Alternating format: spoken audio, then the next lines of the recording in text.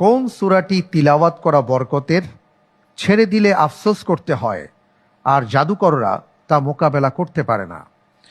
এ সূরাতুল ফাতিহা, বি সূরাতুল বাকারা, সি সূরাতুল ইখলাস, ডি সূরা আল ইমরান।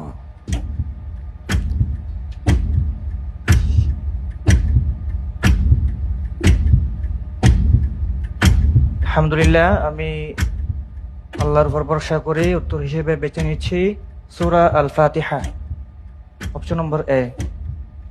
সূরা আল ফাতিহা জি ফ্রেজ করে দিব, জি ইনশাআল্লাহ। লক করে দেওয়া হোক অপশন এ সূরা আল ফাতিহা।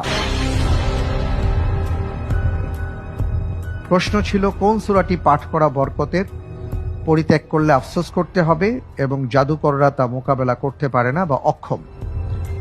আপনি বলেছেন সূরাতুল ফাতিহা। আপনি যে উত্তরটি দিয়েছেন আপনার উত্তরটি সঠিক হয়নি। আলহামদুলিল্লাহ। কোনো সমস্যা নেই, আলহামদুলিল্লাহ।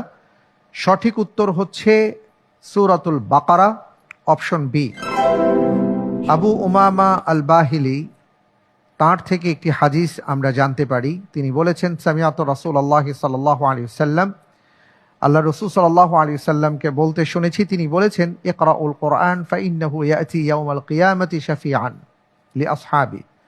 তোমরা কোরআন তিলাওয়াত করো, কিয়ামতের ময়দানে যিনি কোরআন তিলাওয়াত করবেন তার জন্য সুপারিশকারী হিসেবে আসবে। রাসূল সাল্লাল্লাহু আলাইহি ওয়াসাল্লাম বলেছেন যে অথবা তোমরা দুটি উজ্জ্বল সূরা তিলাওয়াত করো, সূরা বাকারা, সূরা আল ইমরান।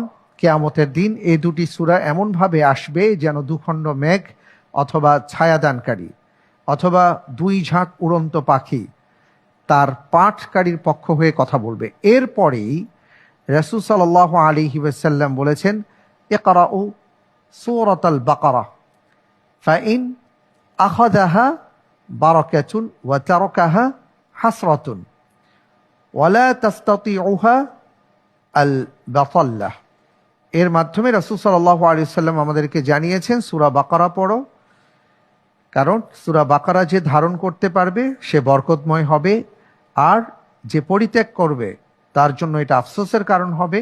বাতিলের অনুসারীগণ তা মোকাবেলা করতে পারে না।